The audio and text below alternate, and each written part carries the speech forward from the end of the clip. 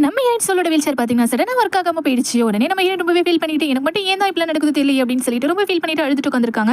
இந்த டைம்ல பார்த்தீங்கன்னா ரோட்ல போயிட்டு இருந்த ஒரு பிளாக் கலர் கார் கரெக்டாக நம்ம ஹீரோயின் பக்கத்துல வந்து நிக்குது. யாரடா அது, ஏன் இந்த கார் இங்க நிக்குதுன்னு தெரியல அப்படின்னு நம்ம ஹீரோயின் பார்க்கும்போது அந்த கார்ல இருந்து ஒரு பர்சன் பார்த்தீங்கன்னா கொடையோட பிளாக் கலர் அவுட்ஃபிட் போட்டுட்டு வந்துட்டு இருக்காரு. அது நம்ம ஹீரோயினை நோக்கி தான் வந்துட்டு இருக்காரு. நம்ம ஹீரோயின் யாருடான்னு பார்த்தா அதான் நம்ம ஃபேமஸான கேபாப் ஐடியலுங்க. அதான் நம்ம ஜே தான், ஹீரோ தான் வந்திருக்காரு. உடனே அவரை பார்த்ததுமே நம்ம ஹீரோயின்கா என்ன சொல்றதுனே தெரியல.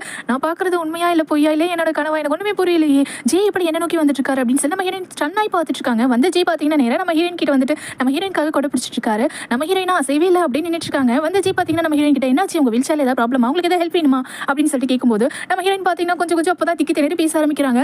ஆமா ப்ராப்ளம் தான் அப்படின்னு சொல்லிட்டு நம்ம ஹீரோயின் பார்த்தீங்கன்னா நான் உங்களோட ஒரு பெரிய ஃபேன், எனக்கு உங்களை ரொம்ப ரொம்ப பிடிக்கும் அப்படின்னு சொல்லிட்டு நம்ம ஹீரோயின் பார்த்தீங்கன்னா ரொம்பவே அப்படியே அழுதுகிட்டு சந்தோஷப்பட்டு சொல்லிட்டு இருக்காங்க. இதை கேட்ட நம்ம ஹீரோமே எனக்கு புரியுது, நீங்க தலையில போட்டுருக்க அந்த கிளிப் இருக்கு இல்லையா, அதை பார்க்கும்போது தெரியுது நீங்க என்னோட பெஸ்ட் ஃபேன் அப்படின்னு சொல்லிட்டு நம்ம ஹீரோ சொல்றாரு. அப்புறம் தான் நம்ம ஹீரோயின் யோசிக்கிறாங்க, ஆக்சுவலா அந்த பேண்ட்ல என்ன போட்டிருக்கு அப்படின்னு பார்த்தீங்கன்னா ஜேவை கிட்னாப் பண்ணிட்டு ஓடி போக போறேன் அப்படின்னு சொல்லிட்டு தான் அந்த பேண்ட்ல பார்த்தீங்கன்னா போட்டிருக்கோம்.